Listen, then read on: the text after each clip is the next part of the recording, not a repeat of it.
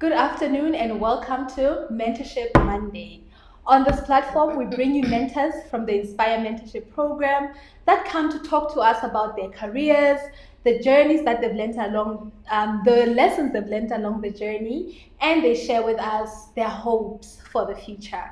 Today, I'm very happy to welcome Joalane Mohobane, who is an entrepreneur in real estate. She is the founder and managing director of Creative Properties, and her company specializes in rentals, sales, and property management.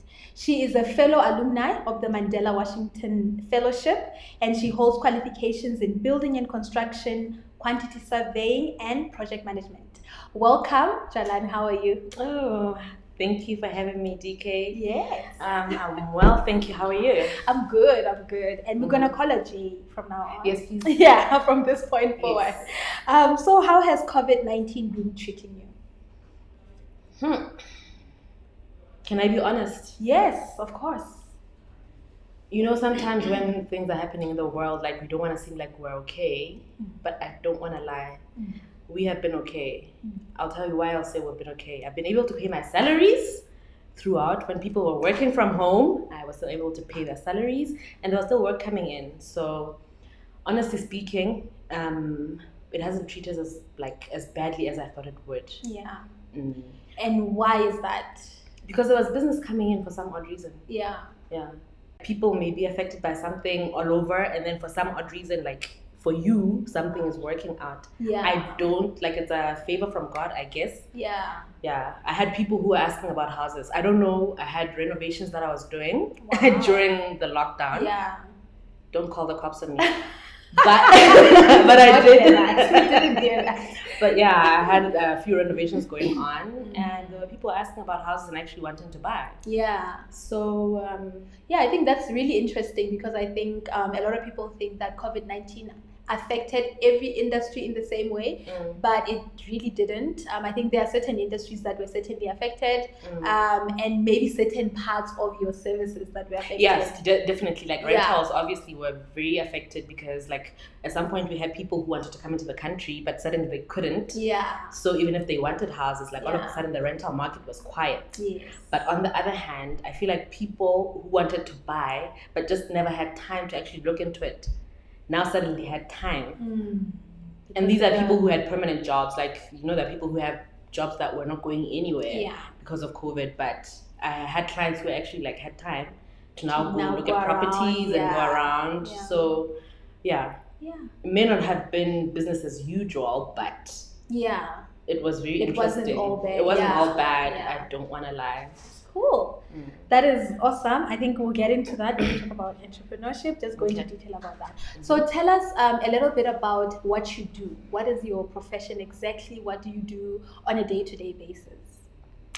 Okay, on a day-to-day basis, what I do is to try and get business. So I'm always going around trying to get houses for rentals, to get projects I can work in. I work with a lot of developers, so that's what I mainly do a lot of the times.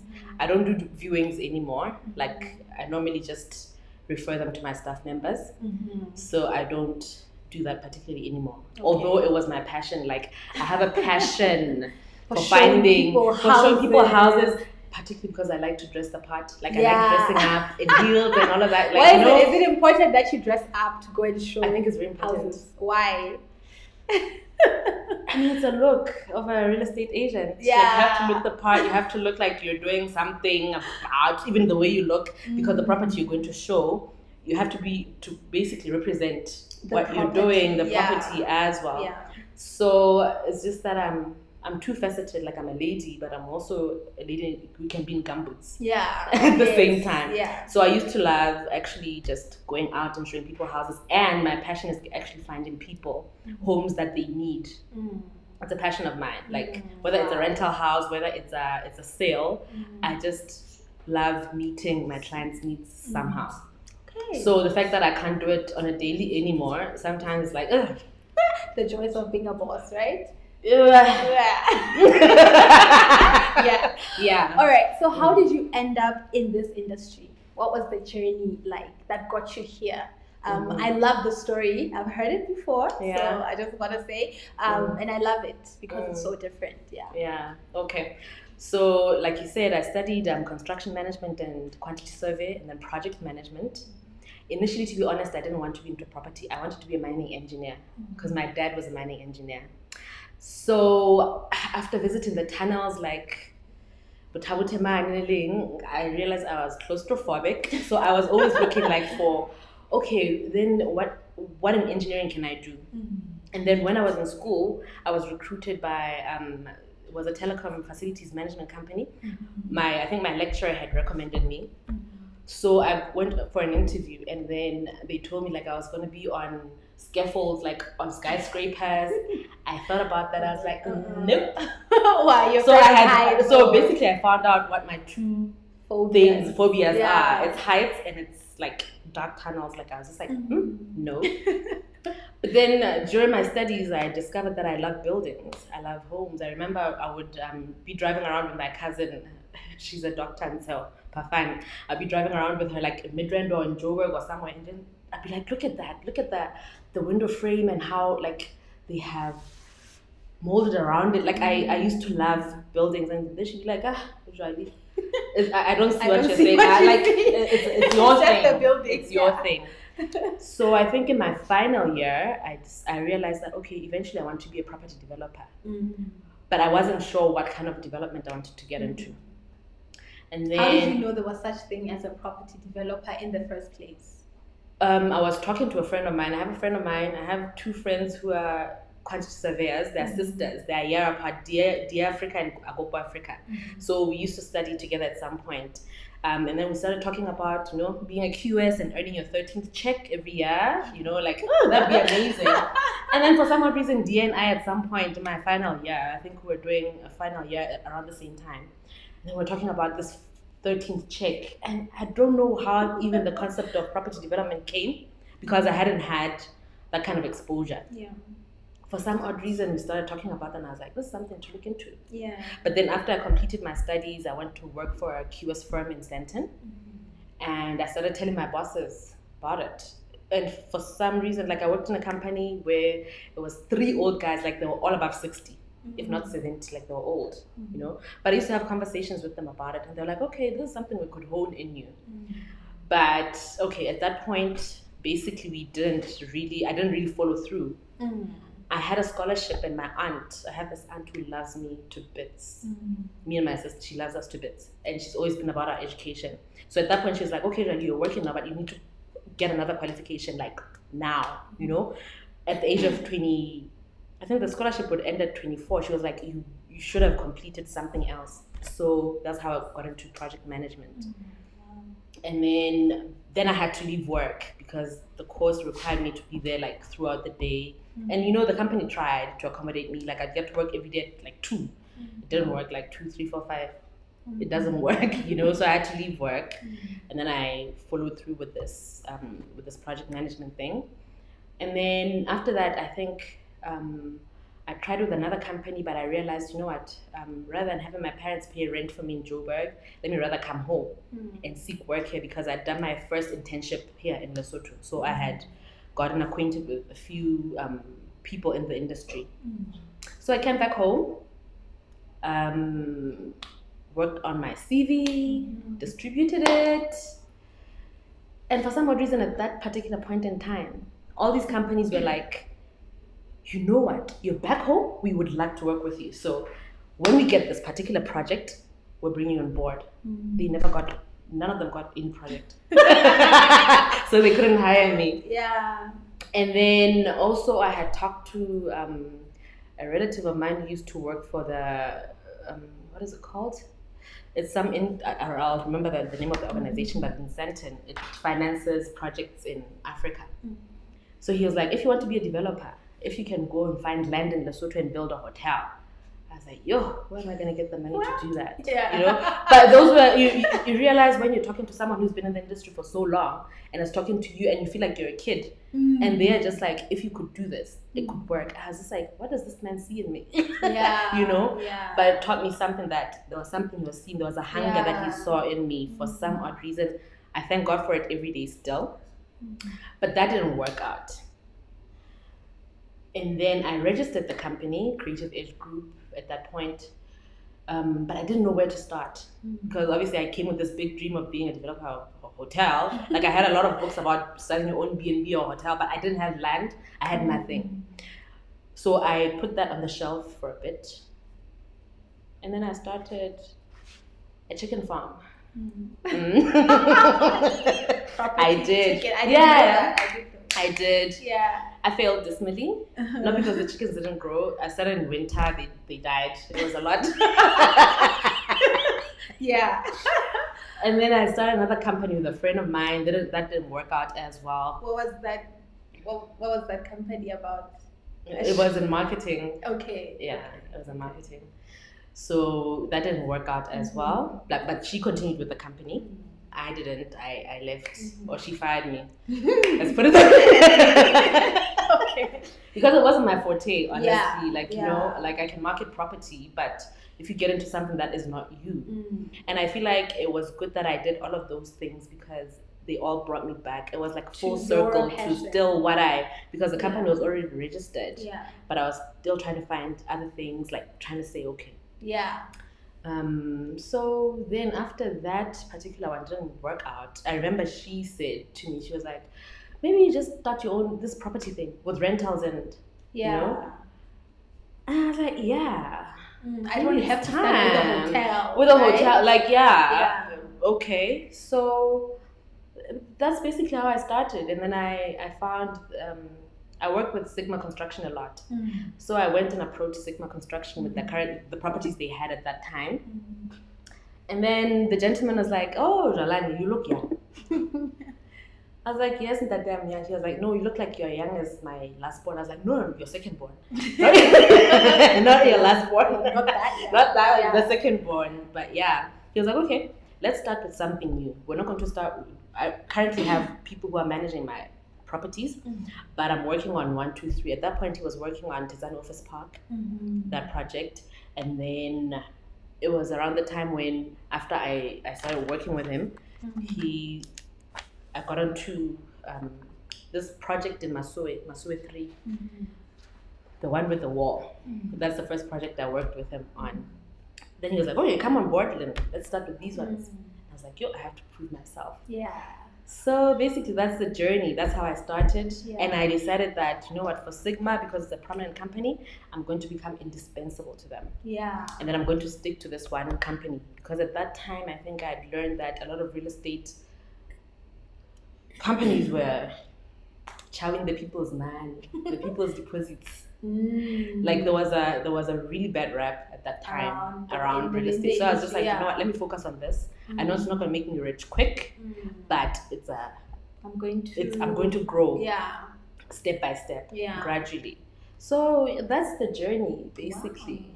And so just to go deeper into the story, right? When you were failing at these projects and the chicken farm and then the marketing and whatever else you were trying, how did that feel? Did you at any point start doubting yourself? No, obviously I did. Yeah, a lot. So tell me about it. I doubted myself so much of my capabilities, of okay, I have these big dreams. If I can't do these things that were in my hands, like what does it mean for my future going forward? But luckily I had support. I had my mom and her best friend and my aunt. They used to sit with me. Literally, when I say sit with me, they used to sit with me and I'd pour my heart out and they would say whatever and I'd be like, but there's still something. But they supported me, like really. If I can name them, it was my mom, Ms Mohobane, then Mamane Aida, then Mahud. Oh, those ladies were amazing. They were literally my pillars of strength. Yeah. And then my mom actually was the one who first went to Sigma to ask. I said, okay, I want to go to Sigma to ask for them to be my client. She was like, no, we're going to ask for a job. You're a QS. Yeah. We're going to go ask for a job. And then like, she went and spoke to him. And he was like, okay, no, let's have her come in for an interview. I didn't go. Because you wanted... Because this is not what I wanted. Actually, I want them to be my client. I went on a trip to Maputo.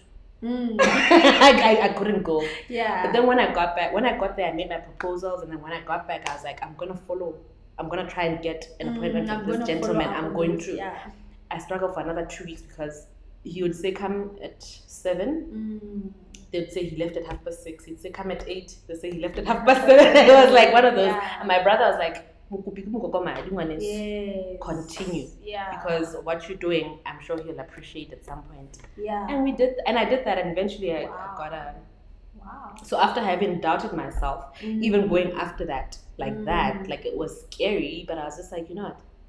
I have to do it. You know, when there's something, you have to do it. Yeah. Like if you don't do it, then you'll know that you're the failure that you think you are. But I couldn't let myself become that. Wow, I love that. I think the idea of support is something that comes up a lot, in any conversation that I'm having with somebody about, how are you able to go in your career and grow in your career. Yeah. But there's also that element of independent thinking. Because I think sometimes people think that if I have people around me supporting me, I have to please them all the time. Yeah. I have to become what they want me to become. Because But there comes a point. me. Yes, they're supporting me. I owe them. You know what I mean? I owe them to become something that they want me to be. But I think I know even for me personally that if I didn't have my own mind and if I didn't figure out my own way in terms of what is it that I want to achieve, then I wouldn't be where I am, because people will always want you to, like, we project our fears, right, onto other people. We do project. Yeah, so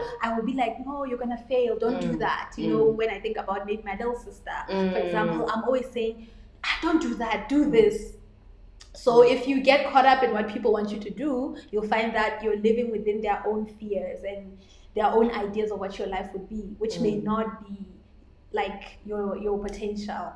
And I think this has actually, what you're saying right now has actually helped me become a person who actually helps other people overcome even that. Fears. Yeah. You don't have to, you know how I feel. And this is the truth. God is the one who put us here for a reason. Yes. So my mother, my father, my aunts, whoever, they may have dreams for me. But the person who put me here is the one who has a plan. Yeah. So I'm not going to be here made out to be a glass. Like, I'm meant to be a glass to hold like cold stuff. And then suddenly be like, no, just because my mother and whoever supporting me and they're saying I should pour coffee, I'm going to pour coffee. Yeah. I'm going to break. Yes, of course. Wow. I'm going to break. That's a powerful analogy. So I'm just like, no. I'm able to then support other people. However, but I'm always able to also say, seek God first, even in this. Because all of that, when it happened, I just got born again. So I had some kind of strength that I don't know. I didn't know where it came from, but it was just like, I was just powerful. Like, I'm sure I will see the goodness of the Lord in the land of the living. Like, that's what I kept telling myself. So that's so powerful. And I think even the journey that you walked of, trying this, going to the tunnels and saying, this is not for me. And then going to, what was the second one? It was skyscrapers. Yeah. And on those hanging scaffolds. I was just like, this is not for me. At the interview, I was just like, this would be a great job. Yeah. But and I'm highlighting this because I think I'm always trying to analyze the things in our culture that people have to overcome in order to become the best that they can be. And one of them is conformity. We live in such a culture that has a mold. People want to fit you in a specific mold. And as soon as you're a little bit different, as soon as you are like, I want this and not that, then it's like, you're crazy or you're rebellious or whatever. So I really find these kind of stories inspiring. And the fact that your journey was not linear, you making me realize that there's no set path.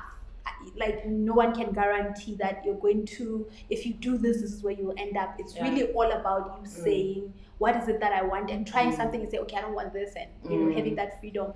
Do you think that everybody has the luxury to try things and then have them not work out? Do you feel like, I don't know, you had some kind of privilege? A lot of people talk about privilege nowadays. Or do you really feel that that it doesn't really matter where you are and what circumstances you're under, that you can give yourself the chance to try things out? I would go with the latter. But I don't want to sound as if I'm saying, because there are people who really cannot afford it. Yes, of course. But I truly believe ultimately, if you seek it within yourself to find out, like, who am I? Why am I here? regardless of what circumstances surround you, Yeah. you can make it. Yes. Because the last thing you want in life is to be successful in something that you were not meant to do. Yeah. So I would go with, no matter what circumstances you have, just try and take a chance. Take a chance. Yeah. You'll never know. Yeah. I didn't have the privilege. My mother wasn't rich. Yeah. How I started my company was that really my mother was working in a catering company with my aunt. They were caterers, and they ran a restaurant. Not a huge restaurant, like literally, like not a huge restaurant. And honestly, she gave me 50 rands a week. That's how I started my company. All I had was my laptop and a phone, and at least in that 50 rands, I still had to buy a glass of wine. Of course. Yes. In that week. You know what I mean? Yeah. I had to have data, airtime, my laptop. Yeah. And that's how I started. So I wasn't privileged when I started. Yeah. It's all about what's in here. Yeah. And being driven and deciding that this is where I'm going no matter what. Yeah. Wow. Yeah. I love this. So talking about support once again, you've spoken about the support of your family, and you've spoken about, the owner of Sigma Construction who gave you a chance. Do you have any other mentors in your life? And besides the mentors that you have now, who are the people that played a role in you being where you are today? Okay. To be honest, I think they never knew that they were my mentors per se, right? Yeah. But the first person who has had a huge influence in my life is my aunt, Ms. She's my mom's youngest sister. Because for some odd reason, this woman sees us. She has seen beyond whatever limitations anyone else could put on us. She saw beyond those.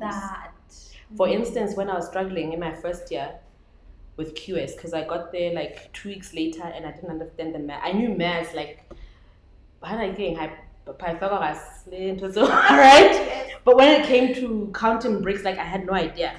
And when I struggled in the first year and I failed, I remember my mom, but my mom being to her public relations, she was just like, okay, maybe maths high school my aunt, she was being practical. Yeah. My aunt is just like, aunt's like, who's a built environment and he was like, university. Let's get this child a tutor. Wow. This guy spent 2 weeks with me. It set me off for life. Wow. Look at that. So this woman has been like, she believed in me. She believed in me. And even my sister as well. Like and even my daughter. Like she's not my cousins, like she's just like that. So she's the first person I can say, And then there was Ndatemakara Sigma Construction, oh my gosh. Literally like But then one time I realized that he was intentional about that. He was like, be tough. And because he probably knew the profession and he knew that you can't be soft girl, you can't be a in this profession. Yes. And then I have other, having worked with them, then opened other doors with other developers who are actually people I can ask about anything. I work well with Mepalisa Mongri ANC Holdings. But I just was sticking to officially. But I just was sticking to a meeting. Last, I think a week ago. We still haven't met up until today. That's how bad I am at being a mentee, right? I'm being honest. Get there. I'll get there. Yeah, it's okay. Yeah. And then I also work well with. I've been working well with Baradi Estates as well. In Lahaiba, we're peers in a way, but he's ahead of me in terms of development, and we work well together. So I can ask anything, like whatever challenges I face, I can still ask. Which is another important aspect of mentorship, is that people always think that someone older or someone that is like really prominent and out there, and I'm always like, if you're somebody that can learn anything from anybody. Even like somebody, like the most unlikely people can teach you the most valuable lessons. Because I think we need to know that we need to be teachable. We just whatever I can get. even as much as we're not only willing to give to other people, Yes. don't withhold anything. Yes. Give as much as you can Yes. to help a person out. Yes. So yeah, with them as well. And Yeah. then there's also design studio, and we just And unfortunately. these are all people in the industry. These are all people in the industry, and we just. So you don't feel like they're your competitors? No. You're like, I'm gonna learn. Jump up or Mm. Yeah, I like that. And we just unfortunately just lost one of the members by design studio over the weekend. That did but he was someone who actually believed in me. Yeah. Like for nights a loss. You know what I mean? So they never I never said you are my mentors per se, but they're people I go to with anything. Reach out to them. I reach out to them. Wow. Yeah. Yeah. What gives you the confidence to reach out to them? What do I have to lose? Yeah. And whatever I need to learn, like you're going if I don't go and ask, yeah. And I thought I was a shy person my entire life. And the way I'm so outspoken, it beats me. Yeah. Yeah. I like that. Yeah. Cool. And you have been part of the Inspire Mentorship program, right, for the past year. Besides the program, do you mentor other people in the profession or even outside of it? How do you pour into other people's lives? I know you mentioned it, but I just want to know specifically. Yeah. As I said, I'm a born-again Christian. Yeah. So I'm also a prayer warrior. So I love interceding for people and praying with people. Yeah. So that's another. I'm your mentor because I'm a learner. But once I know what problem you have, and I know that I can trust God with it, I can help you trust God with it. Those are people I walk with. Yeah. Yeah. Why is that important for you to walk with other people? Why is it important? Nobody wants to walk alone. Yeah. And this world can be a lonely place if you walk alone. There was a time when I felt like I was alone. I could be in a room full of people but felt like I'm alone because I felt like nobody understood me. If I can be the one person that understands someone at that time of need, can I be that? Do you feel like in general we have, as Basotho people, we have a good culture of collaboration? Do you feel, and of like coming through for each other? If not, like, do you feel that we have that type of culture, just in general? In general, I think we're all capable of it. Yes. But what do you think are the barriers? Sometimes people come with different intentions. Yeah. We can two work together without agreeing. And sometimes I may think that you and I have the same vision. Yeah. Because we speak something and then you agree with me. Yeah. But in the long run, not like the ulterior motives, it's a how. And I think that's the sad part. I feel like we have a poverty mentality. It's how do I gain as much as I can out of this? Even if I have to but what can I get for myself? Which makes sense, because we live in a, like, we believe that we live in a country that has scarce resources, and by that I mean, I think people think that readily available opportunities are few and far between, and that's why I think we hoard. I don't think that's true. No, I also don't believe that, but and the reason I said readily available opportunities, opportunities like that are obvious. But if you look around, there's so many other opportunities. Yeah. But I do also see a culture of people collaborating, like something like this, like the Inspire Mentorship program. It would not be possible if people were not willing to say, I want to give off my time and I actually want to overcome my shyness or my lack of self-confidence or my fear and expose myself to other people who may be coming with ulterior motives, but that's not my problem. I'm just here, to give off my time. So it's a very interesting shift, I think, that I see, of people like you who are saying, I want to pour into other people's lives. I really have a passion for that. It's something that God has put in me. I did mention that I'm also getting into renovations and interiors, right? And what happened is that, honestly, I have a plumber, I have a person who does tiling and a painter, and sometimes they're out of jobs, like there isn't a lot of, or maybe connections. Yeah. And then I remember talking to my painter one time. I was like, you know, I was like, why just register and Wow. then you'll know that you have work full All the time. time. You know? Yeah. And that's how I breathed it, like with her on the phone. Just like that. So, and one thing I've realized is that, you know, when you don't think of yourself alone, you think of other people. Because the more you think of serving other people, is the more God gives you ideas and more opportunities come. Yes, I agree with that. What's interesting in this example is that the first thing you said when you started was, my job is to look for business opportunities.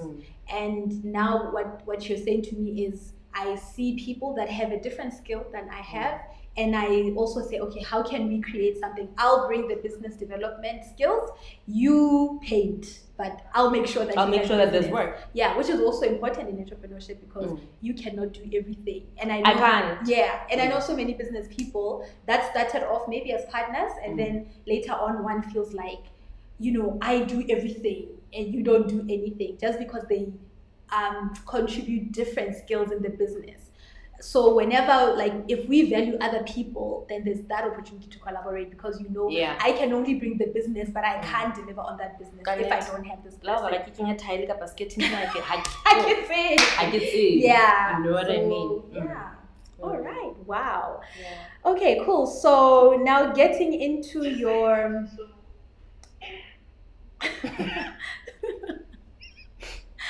okay. So what are some of the lessons that you've learned in your journey, in your professional journey, that have been the most important lessons that have sustained you until this point? Okay. I think the first one is believe in yourself, no matter what. And everyone who says anything contrary to what you believe about yourself, don't take them as an enemy. Rather, take it as an opportunity to even prove to yourself that you are capable and you can do it. Wow, that is powerful. Take it as, don't even get offended. Like, offense, you know, there's also a spirit called offense, guys. Don't get offended. Yeah. But just rather use it as that. And number two, even your haters. Kindness.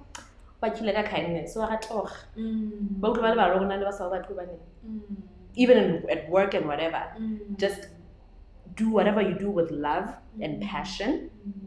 But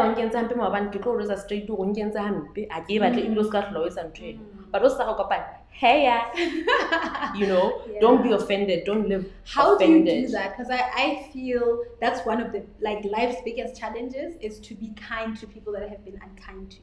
So how I pray are you able to do that? Yes. Without God, I couldn't be able to do it. Like, I can't.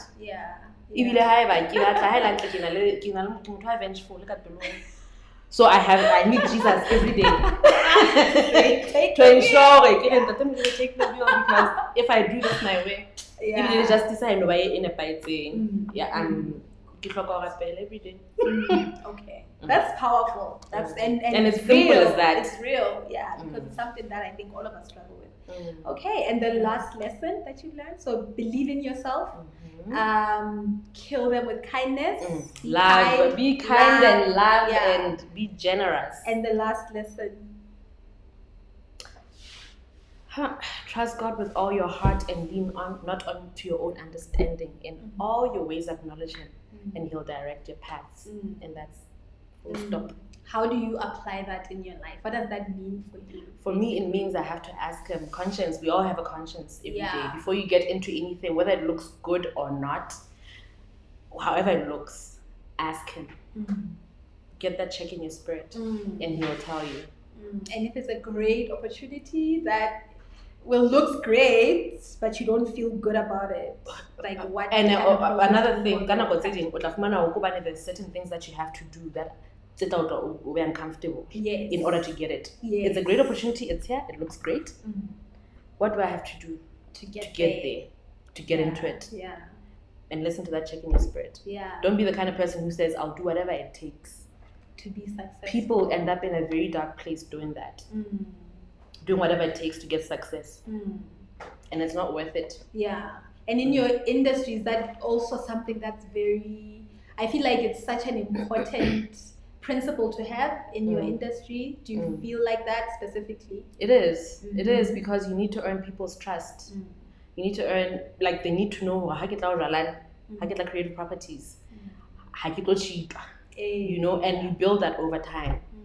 And about cheat wherever they go, but if buying a property in your life or renovating your house or whatever, that's an investment in long term. And it's costly. And it's costly, very costly. So you want a person to have experience the best that they can have. And in some things I don't have control. But in a case and something goes wrong, but I have to make my client's experience very and I feel like that's how I get return customers. I want to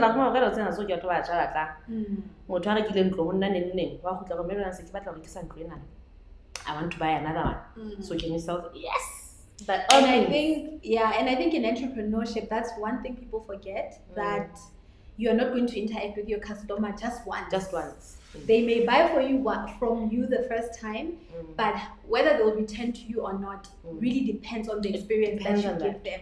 And I feel it's something that, you know, in general, we need to work on, because I feel people focus on that, making that back, that it doesn't matter how uncomfortable it is for the customer.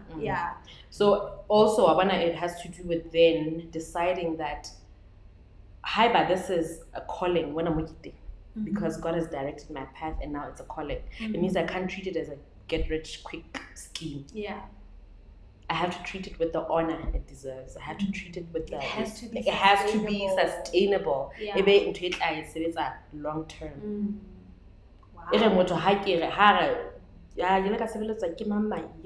No, I've had experience so but I figured it was like, ooh, I need to. It means we're growing. It means some things. It means we're growing. How so? I'm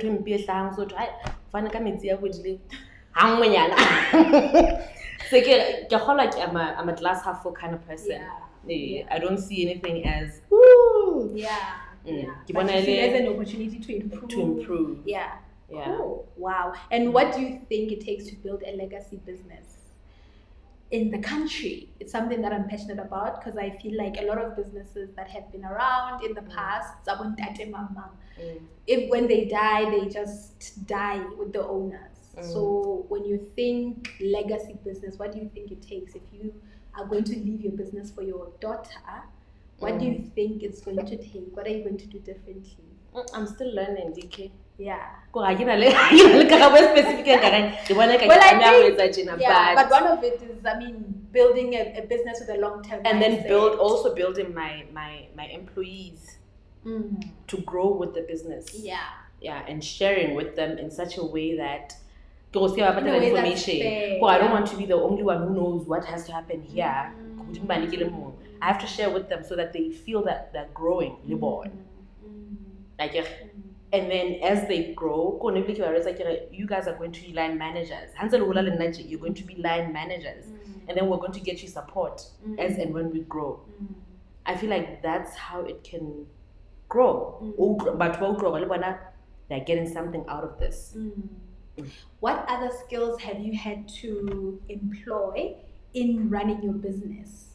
Outside of the building and construction, project management, and the other things that are specific to real estate, what other skills have proven very useful? People skills.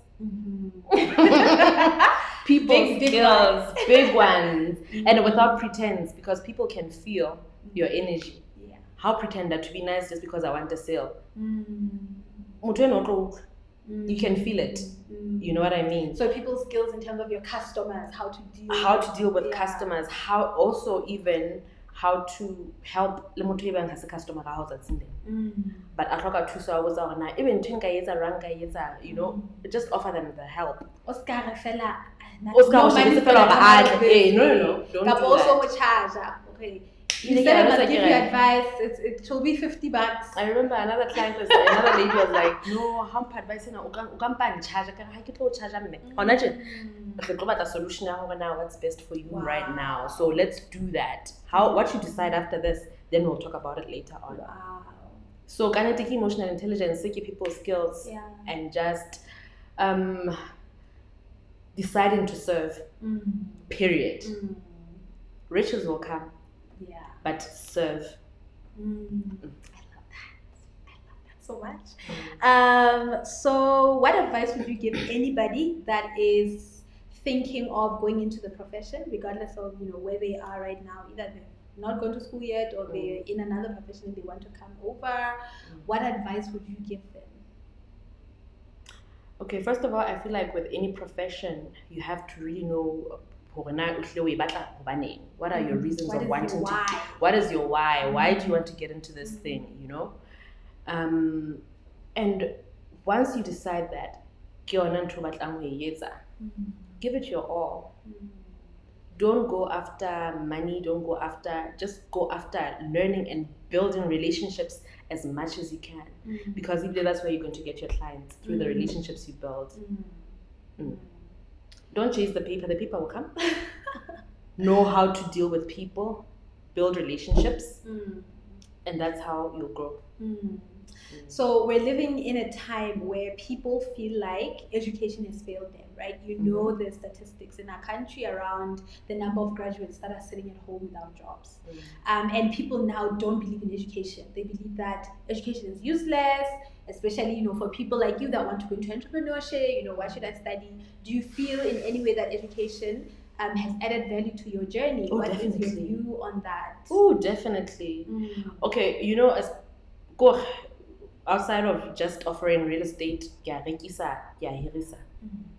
with my construction background, when it comes to starting projects, I'm able to offer a lot more. I'm not the kind of person that client did that a project I'm able to offer from design phase to, and even with the project management from start to finish, from conception to implement, and it's because of my background. And again, I'm trying to be indispensable. So I would say education helped me out a lot. It helped me out a lot. I wouldn't say, I think it opens doors that hustling sometimes won't. Like if you hustle, you have to hustle much harder. And it's not about harder. What confidence do you have without a certain background of something? But for wena. I think it's important even for that. And I love the fact that nowadays people can even study while working, they can study online. Like there are so many ways to get that background and that knowledge, engineering online. Of course. And and why is that important? Because I think you are raising such an important issue that also education, the whole, this debate around education also depends on the kind of profession that you're doing.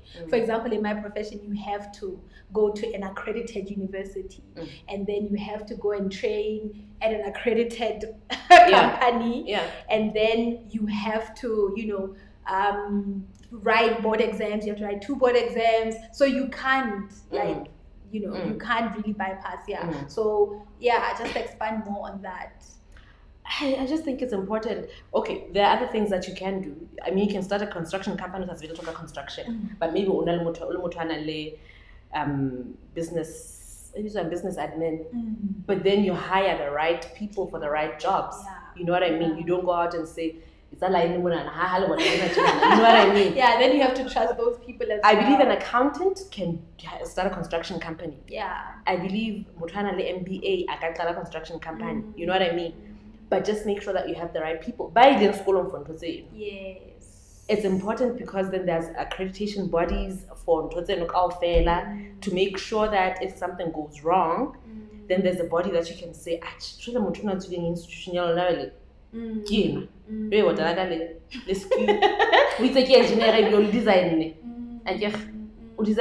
like there's certain things that we can't shortchange. Wow, that's powerful. So, what are some of the challenges in your industry as somebody that is in the real estate industry in Lesotho? I think unique challenges that you think are unique to the country, and how do you deal with them as an entrepreneur in the space, if you do deal with them? But They're there. But they're there. Like, for one, the one challenge I know for sure is everyone is looking to live in town. You know, everyone is okay, home loans and it's not there. You know what I mean? I think we need to start learning that decentralize, and it's okay, but it's everywhere in the world. Like, what do we think Lesotho is so unique about? I know. You know what I mean? It's hard to get used to because it used to take 10 minutes to like get from wherever to town. So but we need to decentralize. Not everyone, unless we have these skyscrapers the apartment. It's at the 800,000. It's congestion. So I think I don't know how, but it's one of my passions that, you know, educate people that it's okay to go out. You know, I'm working with Green City also, and like a man, it's in a nice estate, it's outside. It's okay to live out. You know, traffic no, lack of planning, because yes. So that's what's causing traffic. It's because at that time, it's because people are going to work at the same time, but by the factory. You know what I mean? But if we knew how to town planning, the factories are the factories are yes. The factory Oh, there's but I'm not saying I'm dealing with them, but I see them. Yeah, and there are opportunities, like you say. Yeah. They actually provide opportunities. I hope somebody takes it up. Yes. I'd like it like Like I like that. So, all right. What are some of the things that you're looking forward to in your own, either for you as a person or for your business or just in general? You know, what are the things that you're looking forward to in the next 5 years or so? Hopefully marriage. Hopefully. You know, I always get excited about this topic. But okay, jokes aside, I'm excited about the direction my company is taking. Now with the renovations, I'm really seeing that construction is just so, because I've always had a passion for low-cost housing, eventually that's one thing I want to get into, you know. So it's just a matter of 5 years or maybe in the next 10 years, particularly because Yes. But yeah, I'm looking to get into construction, really. And there's another product that we're bringing along with my partners called biosewage. It's a technology. It's wastewater. We treat it for use for irrigation and reuse in toilets and things like that. So that's another thing that's exciting me at the moment. I can't talk about it a lot at the moment, but don't tell us all the secrets. I'm very secretive. But kind of important. It's kind of, but it's a done deal. It's already done. So there's things that are looking. You're really looking forward to. Yeah. The future is looking bright. Yes, girl. Oh, Jay. So I almost forgot to ask you about the Mandela Washington Fellowship. So you decided to go to the Mandela Washington Fellowship, and it's a leadership program, right? Why did you want to go for this leadership program? Why was it important for you? Because I believe I'm a leader. You are, I think. Okay, then when I went, obviously, like I'd heard it's the same people who have gone before, you know. My excitement was just just to get a refresher, you know, like getting to interact with other people and learning more about how you can grow. And as much as I didn't do it immediately when I got back, like I'm in competition with myself, like I pace myself. And like I have to. So it was that, like I wanted to learn how to do more, you know, and also interacting with other people from African countries who are doing great things, and then seeing that, you know, some things you don't need to learn. I was in an institute with 20 people from 20 different countries. If I were to say for do you understand what could happen? The power of that. So I think my interest was in that, and was still keeping in touch with my fellows. Tapped into those networks for business specifically? Not really. Not as much as yes. Because also also is that in you know what I mean? Like I still had mine that I knew that I have to do. So I saw you just for the sake of I'm a single mother, guys, like, and I'm self-employed. I don't want to overextend myself. I wanted to be present for my child. Like there's things that are important to me, my values. But guys, if I hand it like a piece of hand and growing those structures so that things happen without me having to be there. Making sure that my people are growing.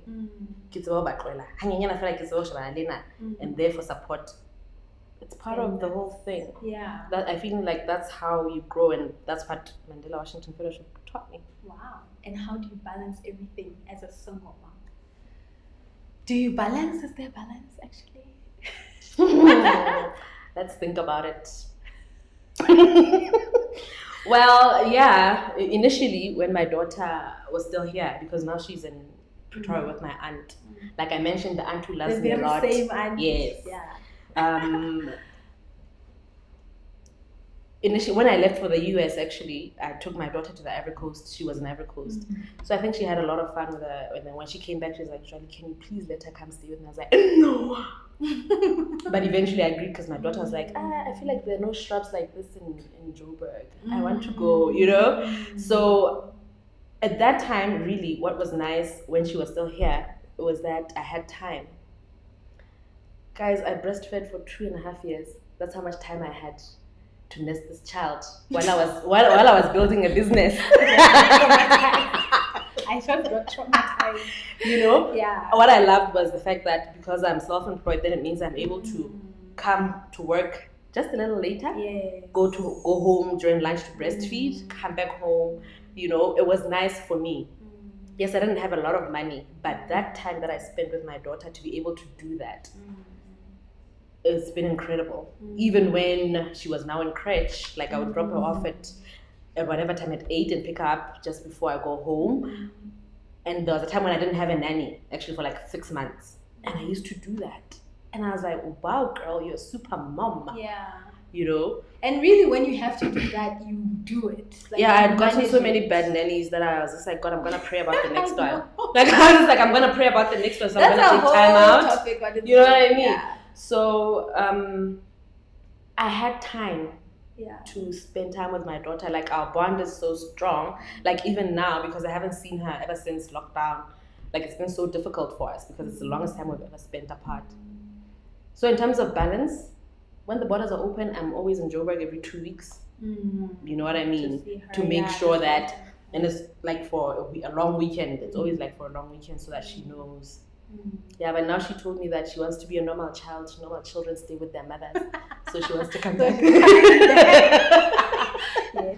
So that's gonna be nice. But it's nice that I'm building these things now before she comes back.